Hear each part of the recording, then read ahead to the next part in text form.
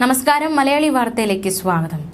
PC. George ചില നിർണായക പ്രതികരണങ്ങളുമായി രംഗത്ത് വന്നിരിക്കുകയാണ്. ഒരുപാട് കാര്യങ്ങൾ അദ്ദേഹം വ്യക്തമാക്കുന്നുണ്ട്.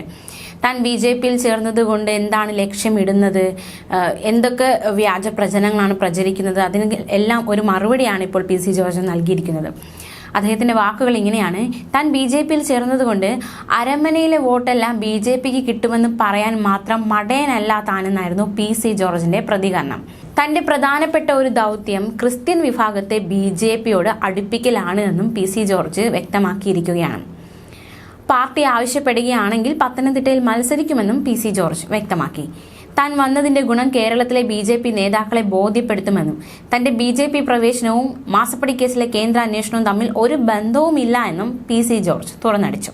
SFIO അന്വേഷണത്തിലൂടെ സത്യം പുറത്തു വരുമെന്നാണ് പി.സി. ജോർജ് പറഞ്ഞിരിക്കുന്നത്. ആ സത്യങ്ങൾ പുറത്തു വരുമ്പോൾ ചിലർ അകത്താകും എന്നും പി.സി. ജോർജ് തുറന്നടിച്ചിരിക്കുകയാണ്. മാത്രമല്ല, തന്റെ മകൻ കാരണമാണ് പിണറായിയുടെയും മകളുടെയും ഉറക്കം നഷ്ടപ്പെട്ടതെന്ന് അറിയാമെന്നും പി.സി. ജോർജ് തുറന്നടിച്ചിരിക്കുകയാണ്. മാത്രമല്ല, നേരത്തെ മുഖ്യമന്ത്രിക്കെതിരെ അദ്ദേഹം വലിയ രീതിയിൽ വിമർശനങ്ങൾ ഉന്നയിച്ചിരുന്നു. കേരളത്തിൽ കൊള്ളക്കാരനാണ് മുഖ്യമന്ത്രി ആയിരിക്കുന്നതെന്നായിരുന്നു പി.സി. ജോർജിന്റെ വിമർശനം. മഹാ കൊള്ളക്കാരൻ ഇവിടെ മുഖ്യമന്ത്രിയായി ഇരിക്കുന്നു, ആ കൊള്ളക്കാരന്റെ ബി ടീമായി VD സതീശനും പ്രവർത്തിക്കുന്നു എന്നതടക്കമുള്ള വിമർശനമാണ് നേരത്തെ പി.സി. ജോർജ് ഉന്നയിച്ചത്. LDF-ഉം UDF-ഉം ഒരു തട്ടിലാണ് പ്രവർത്തിക്കുന്നതെന്നും അദ്ദേഹം ആരോപിച്ചു.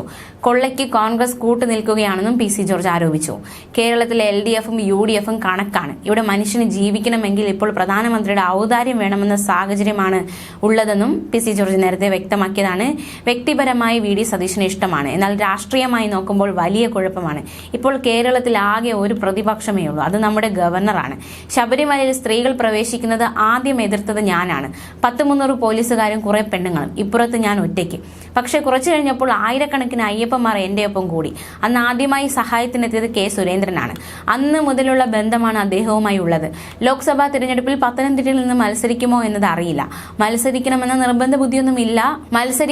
നിർബന്ധ ബുദ്ധിയുമായി അല്ല നിൽക്കുന്നത്. BJP നേതൃത്വം എന്തു പറയുന്നുവോ അത് കേൾക്കുമെന്നും പി.സി. ജോർജ് നേരത്തെ നിലപാട് വ്യക്തമാക്കിയതാണ്. എന്തായാലും പി.സി. ജോർജ് BJP അംഗത്വം സ്വീകരിച്ചിരിക്കുകയാണ്. മകൻ ഷോൺ ജോർജ് ഉൾപ്പെടെയുള്ള ജനപക്ഷം പാർട്ടി നേതാക്കളും BJP അംഗത്വം സ്വീകരിച്ചു.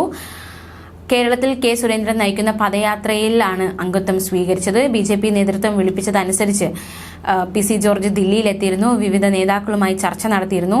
ചർച്ചകൾക്ക് ഒടുവിലാണ് ഇത്തരത്തിലൊരു അംഗത്വം എന്ന രീതിയിലേക്ക് അദ്ദേഹം കടന്നത്.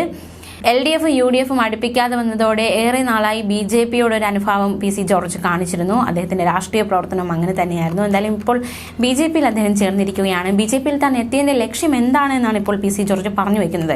ക്രിസ്ത്യൻ വിഭാഗത്തെ BJP-യോട് അടുപ്പിക്കുക എന്നതാണ് തന്റെ പ്രധാന ദൗത്യമെന്നാണ് പി.സി. ജോർജ് വ്യക്തമാക്കിയിരിക്കുന്നത്. മാത്രമല്ല, അരമനയിലെ വോട്ടെല്ലാം BJP-ക്ക് കിട്ടുമെന്ന് പറയാൻ മാത്രം മടയനല്ല എന്ന ഒരു കാര്യം കൂടി അദ്ദേഹം തുറന്നടിച്ചിരിക്കുകയാണ്. ന്യൂസ് ഡെസ്ക്, മലയാളി വാർത്ത.